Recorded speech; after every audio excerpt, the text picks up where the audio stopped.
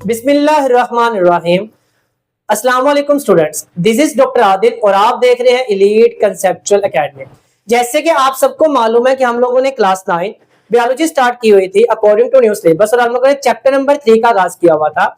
आज हम लोग इस लेक्चर के अंदर चैप्टर नंबर 3 के एक्सरसाइज का आगाज करेंगे और एक्सरसाइज के अंदर आज हम लोग इसके मल्टीपल चॉइस क्वेश्चन जिसे हम लोग एमसीक्यूज कहते हैं उसको हम लोग टीच करेंगे।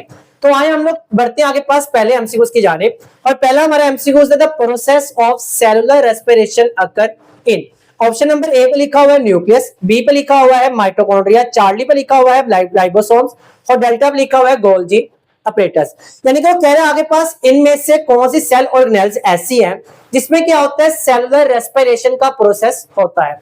हम लोगों ने पढ़ा होगा कि सेलुलर रेस्पिरेशन है ये एक ऐसा प्रोसेस होता है जिसके जरिए आगे पास सेल के अंदर क्या करता है आगे पास एनर्जी की फॉर्मेशन हो रही होती है और एक ऐसा सेल ऑर्गेनेल जिसके अंदर एनर्जी की फॉर्मेशन होती है जिसका नाम माइटोकॉन्ड्रिया। इसी बुनियाद पर हम लोगों ने माइटोकॉन्ड्रिया को क्या नाम दिया था power house of the cell. यानी कि हमारे पास माइटोकॉन्ड्रिया क्या होता है उसके अंदर आगे पास एनर्जी की प्रोडक्शन होती है by the help of the cellular respiration. तो एमसीक्यूज नंबर 1 का हमारा करेक्ट ऑप्शन क्या होगा माइटोकॉन्ड्रिया, जो कि आगे पास बीटा ऑप्शन यानी कि बी ऑप्शन पे लिखा हुआ है। एमसीक्यूज नंबर 2 है smooth endoplasmic reticulum is primarily involved in the synthesis of. हमारे पास जो स्मूथ एंडोप्लाज्मिक रेटिकुलम है इसका प्राइमरीली आगे पास फंक्शन क्या होता है यानी कि बुनियादी फंक्शन क्या होता है। जब हम लोगों ने लेक्चर पढ़ा था एंडोप्लाज्मिक रेटिकुलम का तो हम लोगों ने कहा था एंडोप्लाज्मिक रेटिकुलम की 2 टाइप्स होती है, one is called as the rough endoplasmic reticulum, other one is called as the smooth endoplasmic reticulum. और जो रफ एंडोप्लाज्मिक रेटिकुलम होता है आगे पास ये क्या करता है प्रोटीन की सिंथेसिस कर रहा होता है और स्मूथ एंडोप्लाज्मिक रेटिकुलम क्या करता है लिपिड की सिंथेसिस कर रहा होता है। तो हमारे पास जो स्मूथ एंडोप्लाज्मिक रेटिकुलम है क्या करता है आगे पास लिपिड की सिंथेसिस कर रहा होता है। तो आगे पास ऑप्शन क्या है बीटा, ये क्या होता है आगे पास इन्वॉल्व होता है in the synthesis of the lipid. तो हमारे पास एमसीक्यूज नंबर 2 का आगे पास करेक्ट ऑप्शन क्या है बीटा। आगे हमारे पास एमसीक्यूज नंबर 3 और एमसीक्यूज नंबर 3 के अंदर वो कह रहे हैं ribosomes are composed of. Ribosome की केमिकल कंपोजिशन पूछी जा रही है कि राइबोसोम आगे पास किस चीजों से मिलकर बनता है।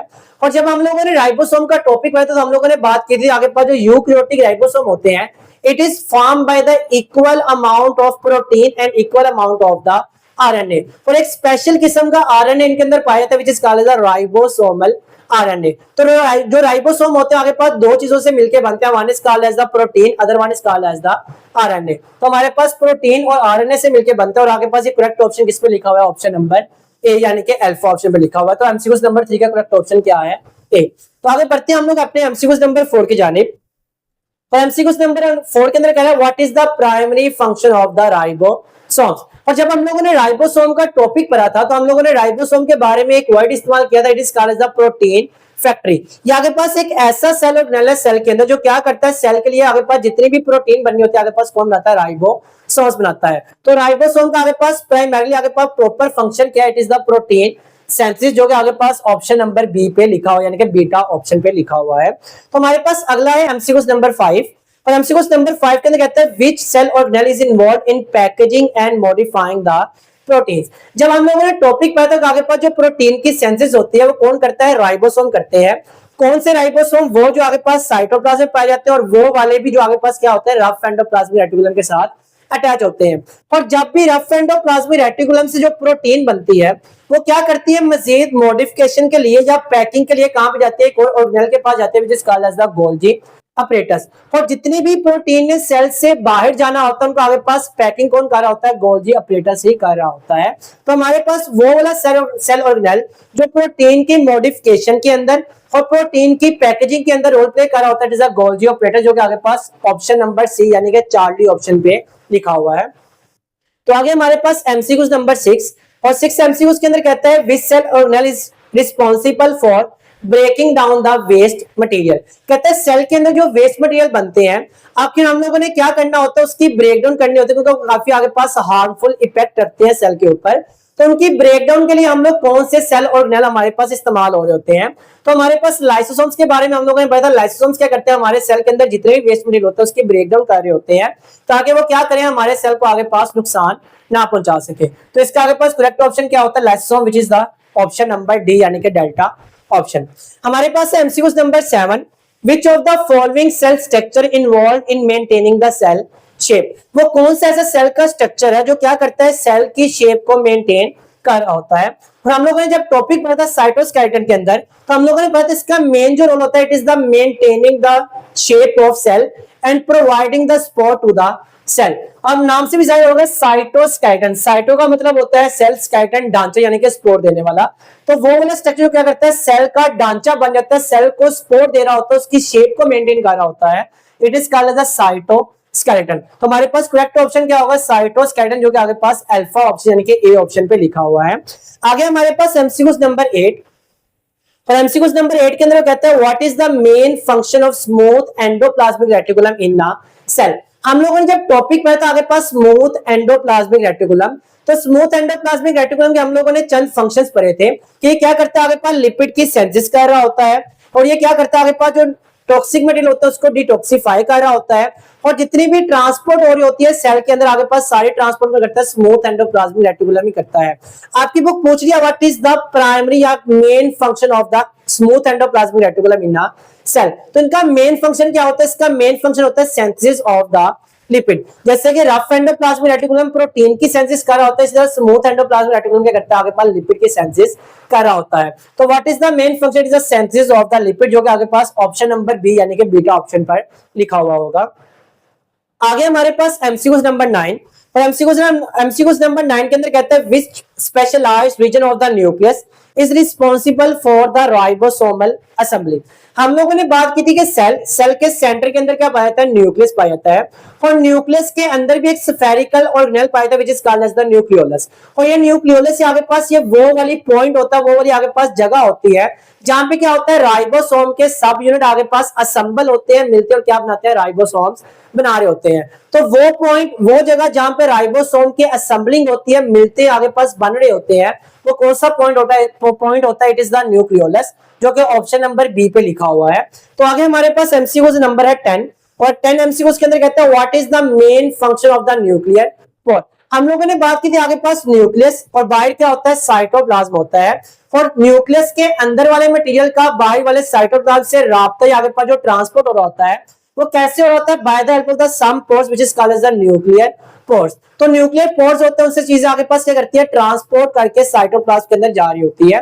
तो what is the main function of the nuclear pore, it is the main function is the control the transport of the material from cytoplasm to inside the nucleus and from nucleus to the cytoplasm। तो आगे पास ये क्या करता है, आगे पास nuclear pores control कर रहे होते हैं ट्रांसपोर्ट ऑफ मटेरियल को। तो आगे पास करेक्ट ऑप्शन क्या होगा, ऑप्शन नंबर डी यानी कि डेल्टा ऑप्शन। आगे हमारे पास एमसीक्यूज नंबर 11, और एमसीक्यूज नंबर 11 के अंदर कहते हैं which of the following cellular structure is found in animal cell and help in the cell division. हम लोगों ने पढ़ा था आगे पास जो सेंट्रियोल होते हैं सिर्फ और सिर्फ एनिमल सेल के अंदर पाया जाता है, यानी कि इस एमसीक्यूज के अंदर आगे पास दो आगे पास मेन पॉइंट आगे बताए गए हैं कि it is present only in the animal cell. तो सेंट्रियोल के बारे में हम लोगों ने पढ़ा था ये एनिमल सेल के अंदर होता है, प्लांट सेल के अंदर नहीं होता। And also involve in the cell division. और सेंट्रियोल क्या करता है, आगे पास ड्यूरिंग सेल डिवीजन ये आगे पास क्या करते हैं, डुप्लीकेट होते हैं, आगे पास ऑपोजिट पोल की जानिब जाते हैं, और ऑपोजिट पोल्स पे जाके क्या करते हैं, वहां से स्पिंडल फाइबर बनाते हैं ताकि वो क्या कर सके, आगे पास क्रोमोसोम्स को सेपरेट कर सके। तो स्पिंडल फाइबर बनाना जो कि सेल डिवीजन के अंदर इस्तेमाल आएंगे, वो कौन बना रहा है, सेंट्रियोल ही बना रहा होता है। तो हमारे पास एमसीक्यूज नंबर 11 का करेक्ट ऑप्शन क्या होता है, आगे पास सेंट्रियोल्स होते हैं। तो आगे हमारे पास एमसीक्यूज नंबर 12 है।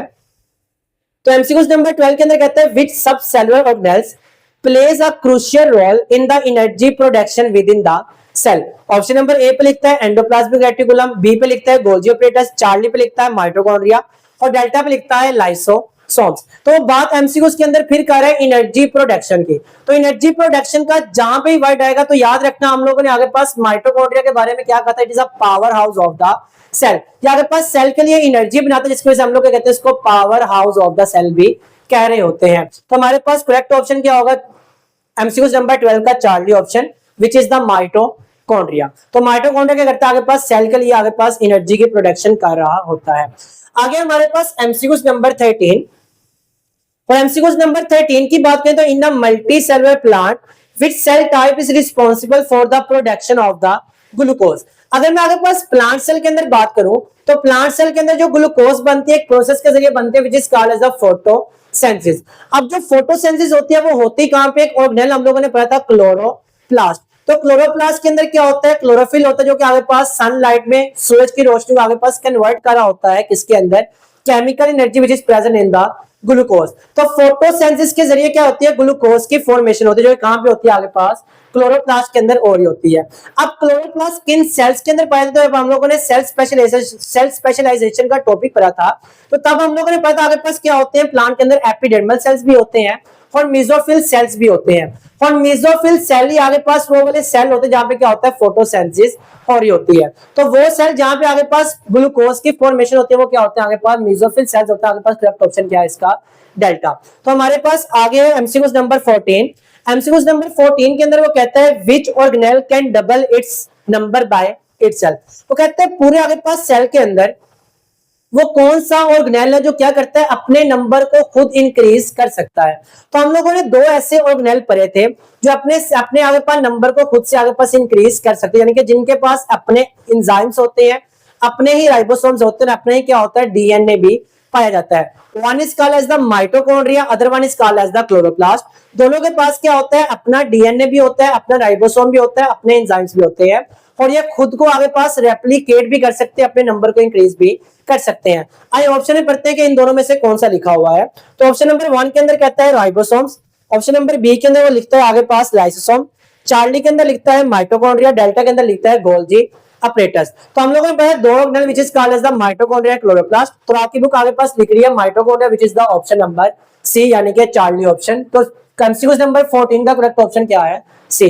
तो हमारे पास लास्ट एमसीक्यू है which is the MCQs number 15, जिसमें कहता है which of these are present on the surface of rough endoplasmic reticulum. तो ये तो काफी आसान एमसीक्यूज है कि वो कौन सा स्ट्रक्चर आपके पास रफ एंडोप्लाज्मिक रेटिकुलम के ऊपर पाया जाता है। तो हम लोगों ने कहा था स्मूथ एंडोप्लाज्मिक रेटिकुलम और रफ एंडोप्लाज्मिक रेटिकुलम के अंदर डिफरेंस यही होता है कि रफ एंडोप्लाज्मिक रेटिकुलम के साथ क्या होते हैं, आगे पास राइबोसोम्स अटैच होते हैं, लेकिन स्मूथ एंडोप्लाज्मिक रेटिकुलम के साथ राइबोसोम अटैच नहीं होते। तो हमारे पास रफ एंडोप्लाज्मिक रेटिकुलम के साथ क्या होते हैं, राइबोसोम्स अटैच हो रहे होते हैं। तो दिस इज द आगे पास MCQs of the chapter number 3, जिसका नाम क्या था, द सेल। तो ये हमारा आज का टॉपिक था। उम्मीद है आज के टॉपिक के अंदर आपको किसी किस्म कोई मसला नहीं होगा। मिलते हैं अगले लेक्चर में अगली वीडियो के साथ, तब तक के लिए अल्लाह हाफ़िज़।